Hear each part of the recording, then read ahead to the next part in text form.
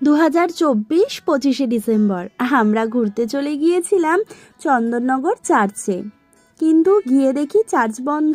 কারণ সকালের দিকে গেলে চার্চে প্রেয়ার হয়, তাই জন্য বন্ধ করা ছিল।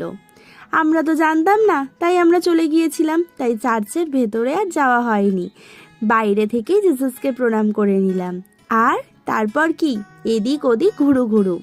25শে ডিসেম্বর না ঘুরতে গেলে কি হয়, কিন্তু ওই যে ঈশানের শরীর তখন খুব খারাপ ছিল, তাই ভিডিওটা সেই সময় আর তোমাদের সাথে শেয়ার করতে পারিনি। আর করব করে করাই হলো না।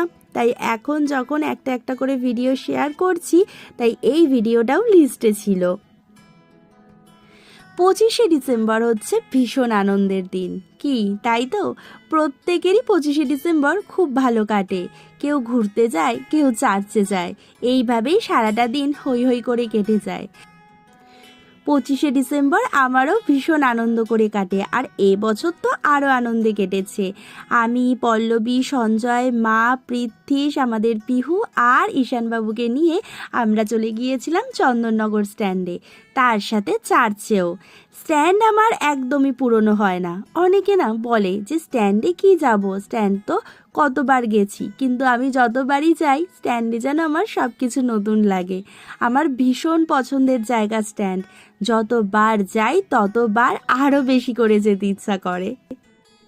এদিকে আমার কাছে 25শে ডিসেম্বর মানেই ছিল প্রার্থনা করা।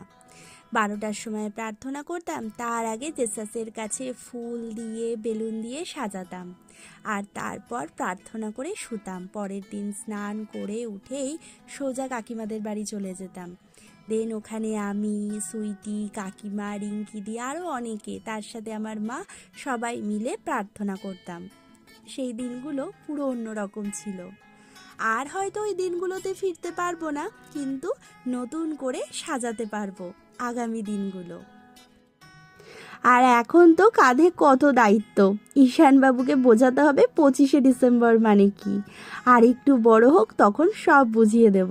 ও, এই করতে করতে আমি আর পল্লবী আবার একটু রিলও করে ফেলেছি। 25শে ডিসেম্বরে ঘুরতে এসেছি, রিল করব না তা কি আবার হয় নাকি? এইদিকে আমরা তো রিলে ব্যস্ত, আর ওইদিকে সঞ্জয় একটু খাবার নিয়ে চলে এসেছে। কিছু স্ন্যাক্সকেই আবার বাড়ি ফিরতে হবে, ওইদিকে আবার ঈশানবাবুকে গিয়ে খাওয়াতে হবে। তারা প্রচুর কাজ, আমাদের কিছুতেই পিছু ছাড়ে না।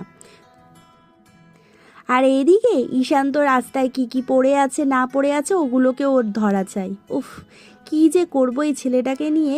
সমানে মা ওর পেছন পেছন